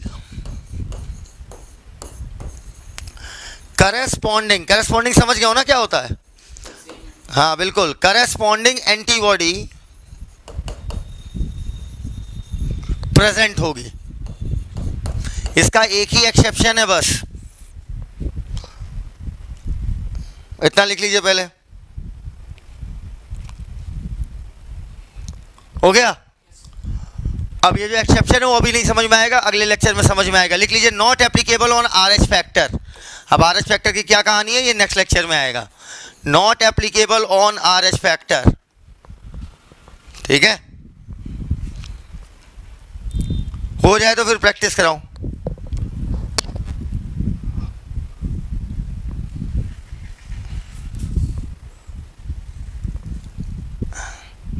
ओके चल भाई, अगर कोई पार्टिकुलर एंटीजन नहीं होगा, खून में कितने प्रकार के एंटीजन अभी तक जितनी इंफॉर्मेशन है कितने हो सकते हैं? दो, या तो ए या तो बी। ठीक है, चल भाई ये बता, मेरा ब्लड ग्रुप बी है, तुम्हें मैं बता रहा हूँ, पर्सनल इंफॉर्मेशन दे रहा हूँ। मेरा ब्लड ग्रुप क्या है? बी नहीं है, ओ है, वैसे बता दे रहा हूँ, अगर बी ले लो। मेरा ब्लड ग्रुप क्या है? बी। ये हो गया मेरा बी, मेरा हो गया बीजी। बीजी मतलब ब्लड ग्रुप। बताओ मेरे पास एंटीजन कौन सा है? हैं? एंटीजन कौन सा होगा? एंटीजन जैसा एंटीजन वैसा ब्लड ग्रुप। बोलेगा तो एंटीजन कौन सा होगा? बी। अब एंटीबॉडी कौन सी नहीं होगी ये बताओ? नहीं, एंटीबॉडी कौन सी नहीं होगी? ए नहीं होगी।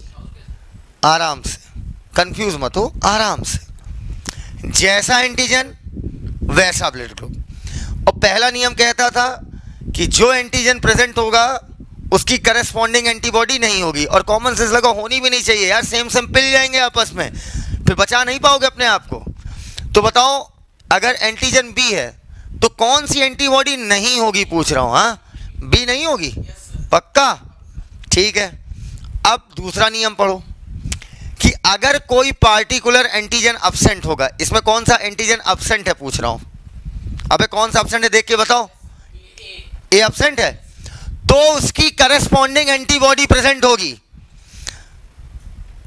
अगर एंटीजन ए अब्सेंट है, बेटा बी और ए दो एंटीजन होते हैं, ब्लड ग्रुप बी है तो एंटीजन क्या होगा? बी। मुंह से बोलेगा, ब्लड ग्रुप बी है तो एंटीजन क्या होगा? बी। मतलब कौन सी अब्सेंट होगी? ए नहीं है। अरे ए नहीं है तो अगर एंटीजन ए अब्सेंट है तो उसकी करस्पॉन्डिंग एंटीबॉडी, ए की करस्पॉन्डिंग एंटीबॉडी क्या होगी? ए। इसका मतलब एंटीबॉडी ए प्रेजेंट होगी। नहीं समझ पाए मेरी बात? एक और ट्राई मारते हैं। चलो नेक्स्ट क्वेश्चन है, इधर देखो। एक बंदा है, चलो अब की बंदी लेते हैं, जल्दी समझोगे। जिसका ब्लड ग्रुप है बी। बेटा मैं नियम से सिखा रहा हूं ताकि आप क्वेश्चन बिकॉज वाले लगा सको, वरना इसे लपेटने पे आऊंगा ना तो तेजी से लपेट के खत्म करो। करते हैं क्या? लपेट दें क्या? कुछ भी कहो, लपेटेंगे नहीं। चलो पढ़ाएंगे वैसे ही जैसे पढ़ाते हैं। ब्लड ग्रुप बी है, अब बता एंटीजन इसका क्या है? हैं? एंटीजन क्या होगा? तुम्हें कैसे पता? ठीक है, कौन सा एंटीजन नहीं है? सर इसमें एंटीजन नहीं है तो ए है सर। ए सर नहीं है एंटीजन। कौन सा एंटीजन नहीं है? ए एंटीजन नहीं है। चलो भाई, ए लिखकर मैंने कट मार दिया। अब बेटा लैंडस्टाइनर के दोनों नियम लगाइए, दोनों लगाइएगा।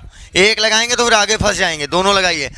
पहला नियम कहता है कि जो एंटीजन मौजूद है उसकी करस्पॉन्डिंग एंटीबॉडी मौजूद, तो इसका मतलब एंटीबॉडी बी यहां पर नहीं होगी।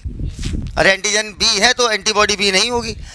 लेकिन कहता है कि जो एंटीजन नहीं मौजूद है उसकी करस्पॉन्डिंग एंटीबॉडी प्रेजेंट होनी चाहिए। मतलब एंटीबॉडी क्या होनी चाहिए आपकी? ए या बी? ए। अभी क्लियर? क्लियर? अब मेरे बच्चे बताएं, सभी बच्चे बताएं, क्लियर? क्लियर? MY लिखा करिए बेटा। क्लियर है? चलो अब मैं क्वेश्चन और दूंगा। अगर किसी का ब्लड ग्रुप AB है तो एंटीजन पहले बताइए कौन सा है? Antigen AB। वेरी गुड बेटा, हाथ नीचे कर, हाथ नीचे, ऊपर बेटा ऊपर। कोई बात नहीं, कोई बात नहीं। देखो भारत सरकार ने मना किया है, ठीक है, मारने को नहीं मना किया है। हाँ बताओ बेटा, एंटीजन A एंड B। ठेस तो नहीं लगा? दोबारा इधर देखो बेटा, इन्फ्लेमेटरी रिएक्शन होगी अभी ना, रेडनेस, हॉटनेस, इचिंग। हाँ इधर तो एंटीजन A एंड B होगा, ठीक है। अब बताओ मैंने क्या कहा? अरे भैया पिन ड्रॉप साइलेंस रखो, ने पिन चुभो देंगे। इधर देखो एंटीजन A एंड B है, क्या कहा था? जैसा एंटीजन होगा उस, अगर जो एंटीजन मौजूद है उसकी करस्पॉन्डिंग एंटीबॉडी होनी चाहिए कि नहीं होनी चाहिए? एब्सेंट होनी चाहिए। पहला नियम यही कहता है ना, नियम दिमाग में है? खड़ा हो, सुना नियम। नियम किसने दिया? जमीन स्टाइनर ने, लैंड स्टाइनर ने। हाँ फिर पहला लॉ बताओ, कहानी मत बताओ, बीएससी पेपर नहीं दे रहे हो। हाँ, सेम करस्पॉन्डिंग, अगर कोई एंटीजन, ऐसे बोलो जैसे हम बोलते हैं, अगर कोई एंटीजन अब्सेंट है, हाँ, अगर कोई एंटीजन प्रेजेंट है तो उसकी करस्पॉन्डिंग एंटीबॉडी अब्सेंट होगी। क्लियर? तो बेटा यहाँ तो एंटीजन दोनों प्रेजेंट हैं, तो एंटीबॉडी दोनों अब्सेंट होंगी। यस सर, बोलो, और दूसरा लॉ लगा के देख लो, दोनों फिट होंगे। अगर कोई एंटीजन अब्सेंट, अगर कोई एंटीजन अब्सेंट है, ठीक है, तो उसकी करस्पॉन्डिंग एंटीबॉडी होगी, लेकिन एंटीजन यहाँ अब्सेंट है ही नहीं, तो एंटीबॉडी का कोई सवाल ही नहीं बनता। अरे बोलो यार। अच्छा, बैठ बैठ बैठ बैठ बैठ बैठ। अगला सवाल, ब्लड ग्रुप ओ है, तो बताओ एंटीजन ओ। हाँ, एंटीजन नहीं होगा। बहुत प्यारे, शानदार, कट्टम कुट। हाँ, अब बताओ बेटा, अगर कोई पार्टिकुलर, पहला लॉ पहले याद करेंगे, कौन सा लॉ? पहला लॉ क्या कहता है? जो एंटीजन मौजूद होगा उसकी करस्पॉन्डिंग एंटीबॉडी नहीं होगी। तो बेटा यहाँ तो एंटीजन है ही नहीं, तो पहला लॉ कोई मतलब नहीं। दूसरे लॉ पे आओ, जो एंटीजन अब्सेंट होगा, पहला लॉ कहता था जो एंटीजन प्रेजेंट होगा उसकी करस्पॉन्डिंग एंटीबॉडी अब्सेंट होगी, ठीक है, लेकिन जब है ही नहीं मौजूद तो उस पर जिक्र नहीं करेंगे। अब दूसरा लॉ आया हमारा, जो एंटीजन अब्सेंट होगा उसकी करस्पॉन्डिंग एंटीबॉडी प्रेजेंट होगी। तो ब्लड ग्रुप ओ के पास एंटीबॉडी दोनों है। क्या एक एक बच्चा सीख गया? चलो अब एक बार दोबारा खेलते हैं इसके साथ, दोनों लॉ के साथ। ब्लड ग्रुप ए है तो एंटीजन कौन सा होगा? ए। हमारे पास ऑप्शन कितने थे? 2। ए भी हो सकता था, बी भी हो सकता था, तो एंटीजन ए है क्योंकि ब्लड ग्रुप ए, ठीक है। बी एंटीजन नहीं है, पक्का? अच्छा, जो एंटीजन मौजूद होगा उसकी करस्पॉन्डिंग एंटीबॉडी नहीं होगी, मतलब एंटीबॉडी ए नहीं होना चाहिए, पक्का? अब बेटा कहा था जो एंटीजन अब्सेंट होगा उसकी करस्पॉन्डिंग एंटीबॉडी होगी, तो बी होगी। तो अगर पूछा ए के ना होने का रीजन फर्स्ट लॉ है और बी के होने का रीजन सेकंड लॉ है, घंटा नहीं समझ में आया? अरे नहीं आया, दोबारा सुनो। अगर तुमसे कहता है कि ब्लड ग्रुप ए के पास एंटीबॉडी ए नहीं है, ये कौन सा लॉ इस बात को जस्टिफाई कर रहा है? तो पहला लॉ कहता है कि जो एंटीजन होगा उसकी करस्पॉन्डिंग एंटीबॉडी नहीं होगी, तो पहले लॉ की वजह से एंटीबॉडी ए नहीं है। अब पूछेगा ब्लड ग्रुप ए में एंटीबॉडी बी है, ये कौन सा लॉ जस्टिफाई कर रहा है? सेकंड लॉ, जो एंटीजन नहीं होगा उसकी करस्पॉन्डिंग एंटीबॉडी होगी। Clear? I think this is clear to each and every guy. So guys, what's your answer? Yes नहीं बेटा? एम वाई, मक्खन। क्लियर? चलिए, now next question. Blood group B, लड़के, एंटीजन कौन सा है? Blood group B antigen A ही होगा। हाँ, अब बोल लो क्यों सर? हाँ, ब्लड ग्रुप बी तो एंटीजन बी होगा, ए नहीं होगा। और जो एंटीजन मौजूद होगा उसकी करस्पॉन्डिंग एंटीबॉडी होगी या नहीं होगी? फर्स्ट लॉ के तहत एंटीबॉडी बी नहीं होगी, सेकंड लॉ के तहत एंटीबॉडी ए होगी, क्योंकि जो एंटीजन अब्सेंट होगा उसकी करस्पॉन्डिंग एंटीबॉडी होगी। ब्लड ग्रुप क्या लिया है? क्या लिया है? हाँ, तो दिक्कत क्या है? ब्लड ग्रुप बी लिया है तो एंटीजन बी मौजूद है, ठीक है। ब्लड ग्रुप जैसा एंटीजन, तीन बात याद रखो बेटा, जैसा एंटीजन वैसा blood group. Blood group A antigen A, blood group B antigen B, blood group A B antigen A B, A and B. Blood group O antigen absent, तो अगर ब्लड ग्रुप बी मतलब antigen B है, ठीक है, मतलब ए नहीं है। अब एंटीबॉडी जज करते वक्त दोनों लॉ लगा दो। अब पूछ रहा हूं, अगर एंटीजन ए नहीं है तो एंटीबॉडी ए होगी। आहा, तो सेकंड लॉ की फर्स्ट लॉ है? गुड। सेकंड लॉ के तहत ये बात प्रूव होती है कि इसमें आपकी एंटीबॉडी ए क्यों है और एंटीबॉडी बी क्यों नहीं है। ये फर्स्ट लॉ बोलता है कि जो एंटीजन होगा उसकी करस्पॉन्डिंग एंटीबॉडी नहीं होगी। क्लियर? अब चलिए इसको जो है आपको मेन चार्ट पे लगाना है, ठीक है। आइए यहाँ पर मेन चार्ट पर देखिए, लागू हो रही है, काहे नहीं होगी? एंटीजन ए है, ब्लड ग्रुप ए, एंटीजन ए। जो ब्लड ग्रुप जो एंटीजन है उसकी करस्पॉन्डिंग एंटीबॉडी नहीं होगी, और जो एंटीजन नहीं है उसकी करस्पॉन्डिंग एंटीबॉडी प्रेजेंट होगी। पक्का? तो पहली वाली बेटा, ये first law second law antibody निकालने के लिए होता है ना, ये तो समझ गए होगे। तो बेटा पहली वाली बात गलत हो रही किस लॉ से? फर्स्ट लॉ है सेकंड लॉ? फर्स्ट लॉ से। और दूसरी वाली बात सेकंड लॉ से प्रूव हो रही है। इधर आ जाओ। Antigen blood group B, antigen B, blood group B, antigen B, ठीक है। एंटीजन बी है अगर, तो एंटीबॉडी बी, तो बी का ना होना फर्स्ट लॉ प्रूफ कर रहा है। पक्का?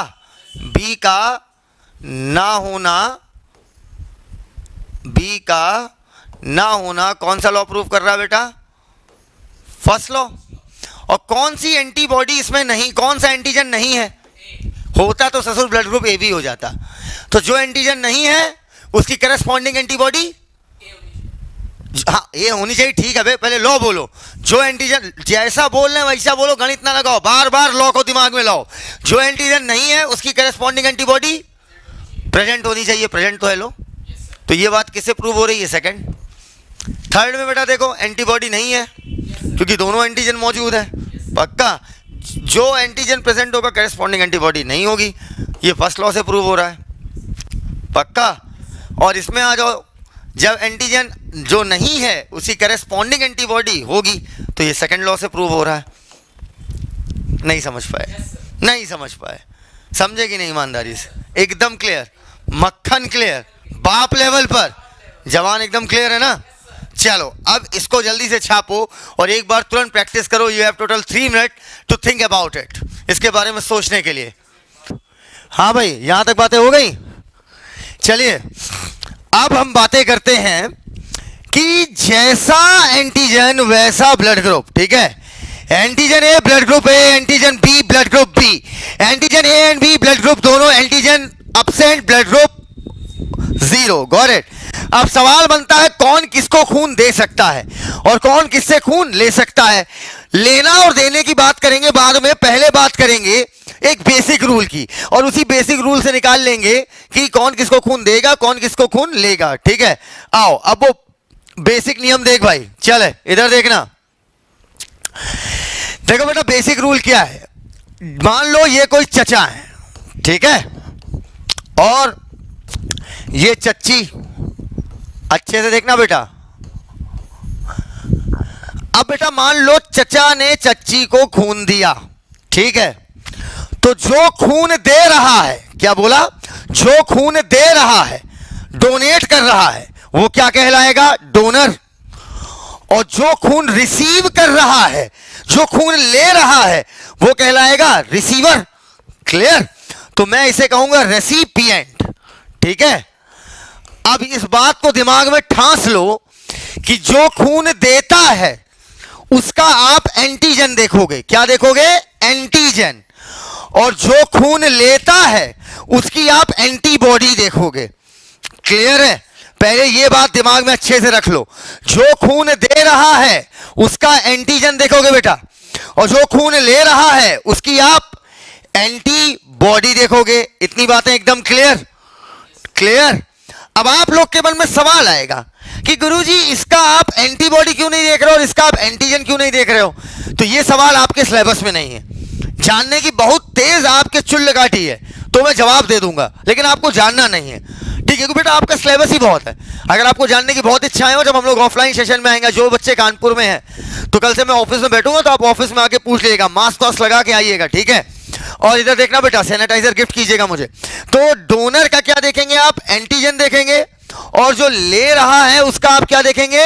एंटीबॉडी। इतनी बातें एकदम क्लियर? क्या सेम एंटीजन सेम एंटीबॉडी एक खून में हो सकती है? आपस में क्या हो जाएगी? लड़ाई हो जाएगी, पिल्लम पिल हो जाएगी।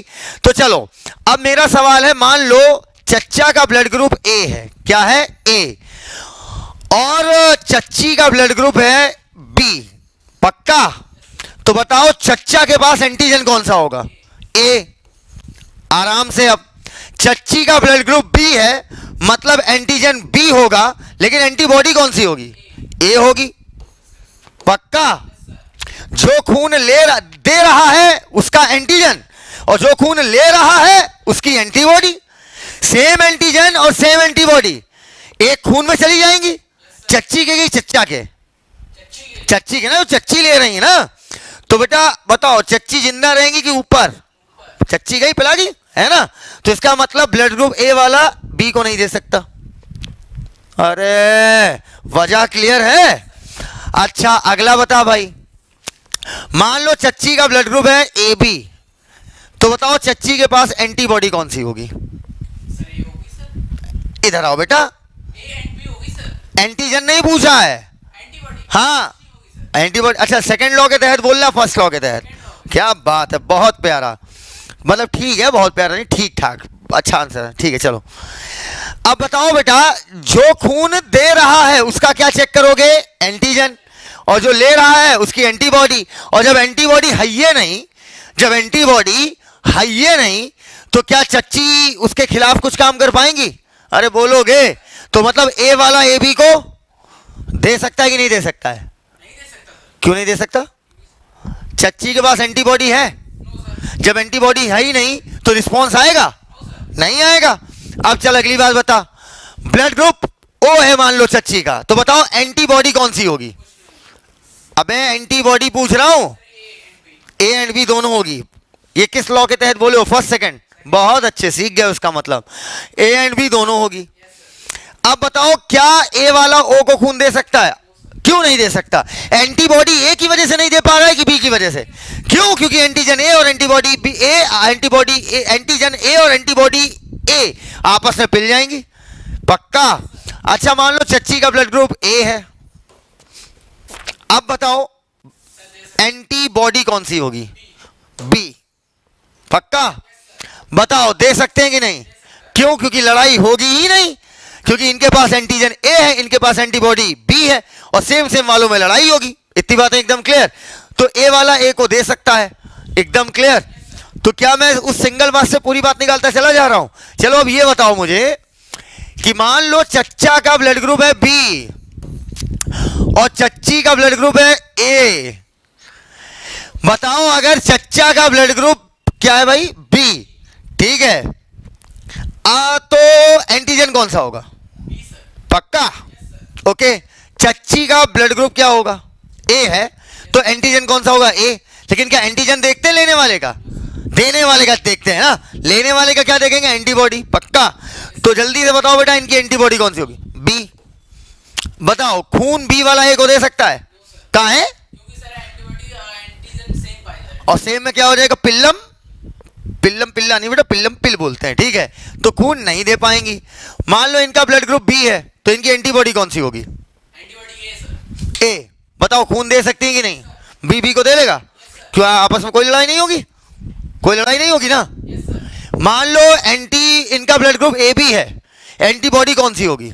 बहुत अच्छे, खून दे सकता है कि नहीं? हाँ, तुमको कैसे पता? कोई लड़ने वाला है ही नहीं। चलो भाई, अगर मान लो इनका ब्लड ग्रुप ओ है, आप बताओ एंटीबॉडी कौन सी होगी?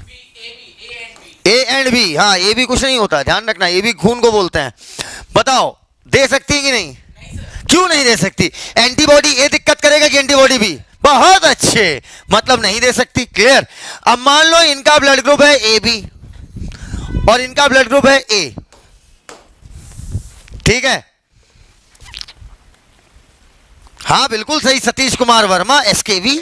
इधर देखो, ब्लड ग्रुप ए बी है, तो डोनर के पास एंटीजन कौन सा है? A and B. और उधर है चच्ची तुम्हारी, ब्लड ग्रुप क्या है? ए, एंटीबॉडी कौन सी होगी? बहुत अच्छे। बताओ भाई दे पाएगा कि नहीं? बिल्कुल नहीं सर, हाँ बिल्कुल नहीं, सोच के बताओ, दिक्कत कौन करेगा? एंटीजन ए, और एंटीजन ए के ऊपर दिक्कत आएगी कि बी के ऊपर? बी पे आएगी। कौन करेगा दिक्कत? कौन सी बी? Antibody B. तो इसका मतलब खून ए बी वाला ए को, नहीं दे सकते चलो ब्लड ग्रुप बी है, एंटीबॉडी बता। सर, ए एंटीबॉडी ए, खून दे पाएगा या नहीं? दिक्कत होगी या नहीं होगी? ये दिक्कत देगा, ए दिक्कत देगा, एंटीजन ए और एंटीबॉडी ए आपस में पिल्लम पिल कर लेंगी। बी इसमें दिक्कत नहीं कर रहा है ना, सेम सेम वाले आपस में पिलते हैं, ठीक है, तो नहीं दे सकता खून। चल भाई ब्लड ग्रुप ए बी है, एंटीबॉडी बताओ कौन सी होगी? खून दे सकता है कि नहीं? हाँ पक्का, क्यों? बहुत अच्छे, दे सकता है। ब्लड ग्रुप ओ है, एंटीबॉडी बता कौन सी होगी? ए बी होगी। चल भाई, ए बी होगी। बताओ खून दे सकता है कि नहीं? हाँ दे सकता है। सही से देख ले एक बार बेटा, महापिल्लम पिल्ला होगा। ओ सॉरी नहीं होता बेटा, ओ सॉरी और आउच और काश नाम की चिड़िया मेडिकल में नहीं उड़ती है। महापिल्लम पिल्ला, एंटीजन ए और एंटीजन बी दोनों ठोके जाएंगे इसमें। क्लियर? तो नहीं दे सकता, पक्का? चलो अब आगे बेटा। अब मान लो मैंने ब्लड ग्रुप ले लिया ओ, एंटीबॉडी बता कौन सी होगी? हाँ वो तो अभी करके देख ही लिया था यार। तो चलो अब मैं ना यहां पर चच्चा का ब्लड ग्रुप ले लिया ओ, चच्ची का ब्लड ग्रुप ले लिया ए, एंटीबॉडी बता कौन सी होगी? हाँ एंटीजन तो हाँ, एंटीजन बेटा क्या होगा? अब्सेंट। एंटीबॉडी बता दे सकता है कि नहीं? सोच के बताओ। पक्का? गुड। क्यों दे सकता है? क्योंकि जब कोई उंगली करने वाला है ही नहीं तो क्या फर्जी घंटा उड़ाएगा क्या? अच्छा ब्लड ग्रुप बी है, एंटीबॉडी बता दे सकता है कि नहीं? क्यों? तो एंटीबॉडी जाके कंटाप कहाँ मार पाएगी? चल भाई ब्लड ग्रुप ए बी है, एंटीबॉडी कौन सी है? A and B. कंफर्म? मैं लिख रहा था तुम सुर के साथ सुर मिला रहे हो। ब्लड ग्रुप ए बी तो एंटीजन ए एंड बी, लेकिन एंटीबॉडी अब्सेंट। हाँ बताओ दे सकता है कि नहीं? इसमें तो ना मानने वाला ना खाने वाला, खेल खत्म। ब्लड ग्रुप ओ है, एंटीबॉडी बताओ क्या होगी? बहुत अच्छे, सोच ले रहे हो अब तुम, डायरेक्ट सोच ले रहे हो। बताओ दे सकता है कि नहीं? तो सीधे बोलो सर चटो मत हमें, बोलो ऐसे। अच्छा सर चटो मत हमें, ओ के पास एंटीजन है ही नहीं तो उधर से रिस्पॉन्स आएगा ही नहीं। तो क्या मैं ब्लड ग्रुप ओ को फिर यूनिवर्सल डोनर कह सकता हूं? तो blood group O is universal donor because, क्योंकि उसके पास एंटीजन नहीं होता। लेकिन तुमने देखा कि ब्लड ग्रुप ए बी सबसे ले सकता है। क्यों? क्योंकि ए बी के पास एंटीबॉडी नहीं होती। आहा, समझ पाए क्या? ये समझ गए एकदम? तो ये चीज एकदम सीख के डोनर का एंटीजन देखेंगे और रेसिपिएंट की एंटीबॉडी। तो यहां पर मैं एक फाइनल स्टेटमेंट लिखूंगा, इधर इधर देखो, इधर इधर कि ब्लड ग्रुप ओ, जिसे मैं बोलता हूं ब्लड ग्रुप 0, खेल के दिखाया पूरे के साथ, ठीक है? Blood group O is universal donor या रेसिपिएंट? डोनर। अभी कॉन्सेप्ट के साथ क्लियर है? डोनर सबको दे सकता है बिकॉज एंटीजन इज एब्सेंट या प्रेजेंट? मैं और अच्छा आंसर लिखूंगा, because antigen A and antigen B both are absent. Antigen RBC की सरफेस के ऊपर या अंदर? बहुत अच्छे। दूसरा point, blood group A B is universal recipient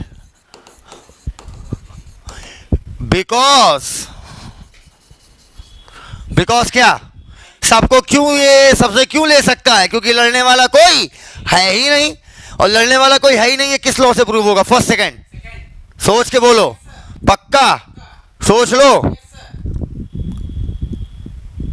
blood group A B के पास एंटीबॉडी नहीं है। हाँ अब आए लाइन पे, because antibody, because both antibody A and B are absent. ठीक है? अब बेटा अगला point, location of antigen. Antigen कहां पाए जाते हैं? On the RBC. ये डायरेक्ट एम्स का सवाल है, एनसीईआरटी की टेबल से उठाया हुआ। ठीक है? टेबल 18.1 पेज नंबर 273, 18वें चैप्टर की पहली टेबल का सवाल है। टेबल में दिया हुआ और कहीं नहीं लिखा है। Antigen on the RBC, RBC की सरफेस के ऊपर। Location of antibody, antibody plasma में टहलती रहती है। किसमें बेटा? प्लाज्मा में। Location of antibody plasma. Is this clear? पक्का? अब खेल लोगे? तो बेटा आज का होमवर्क है, आज का आपका होमवर्क है आपका कि आपको इसकी प्रैक्टिस करनी है सोच सोच के कि कौन किसको दे सकता है, कौन किससे ले सकता है, क्यों, वजह क्या है। ठीक है, एक एक बच्चे को ये सारी बातें क्लियर हो गई होंगी। ठीक है, बड़ा हम पढ़ा रहे, क्लियर हो रहे, टेंशन ना लो, इधर बस देखते रहो, समझते रहो। ये सारी बातें आपको कॉन्सेप्ट से मक्खन की तरह एकदम क्लियर हो गई है। अब चलिए, मेरा लास्ट आपके साथ क्वेश्चन है। हाँ हाँ, छापना छाप लेना, मेरे साथ शुरू करिए। ठीक है, बुलंद आवाज में। कितने तरीके के ब्लड ग्रुप अभी तक पढ़े आप? 4 ब्लड ग्रुप कितने हैं? 4 अभी तक आपने जो पढ़ा। ए बी, ए बी, ओ, पक्का। आज मैंने बेसिक कॉन्सेप्ट सारे सिखा दिए और इसी से बेसिक से ही बड़े कॉन्सेप्ट खड़े होते हैं। कोई भी कठिन चीज नहीं होती है। अगर आसान चीज हमें कायदे से आती, आना अलग है, कायदे से आना अलग है। कायदे से आती तो बड़ी चीजों तो हम चुटकियों में बना देंगे। क्लियर? सिर्फ बताओ, एक लाइन पढ़ाई थी, जैसा एंटीजन वैसा ब्लड ग्रुप। फिर आपको 2 लॉ पढ़ाए लैंडस्टाइनर के कि जो एंटीजन प्रेजेंट होगा उसकी करस्पॉन्डिंग सेम एंटीबॉडी एब्सेंट होगी। फिर दूसरा लॉ पढ़ाए, नमस्कार, दूसरा लॉ पढ़ाए थे इधर, दूसरा लॉ पढ़ाए थे जो एंटीजन एब्सेंट होगा उसकी करस्पॉन्डिंग एंटीबॉडी प्रेजेंट होगी। उसके बाद बताया डोनर का एंटीजन चेक करोगे, रेसिपिएंट का एंटीबॉडी देखोगे। अरे बोलेगा, और इससे सारी बातें खत्म।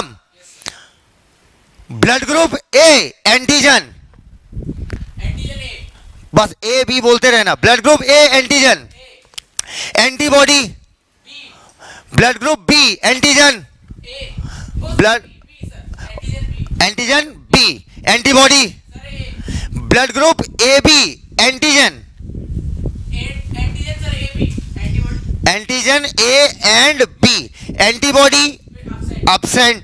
ब्लड ग्रुप ओ मतलब 0, एंटीजन एब्सेंट, एंटीबॉडी प्रेजेंट, कौन सी बे? ए ए एंड बी। जो देगा उसका क्या चेक करोगे, एंटीजन, और जो लेगा उसका क्या चेक करोगे। हाँ, इस तरीके से देन लेन ये सब देखते हुए आज का लेक्चर हम समाप्त करते हैं।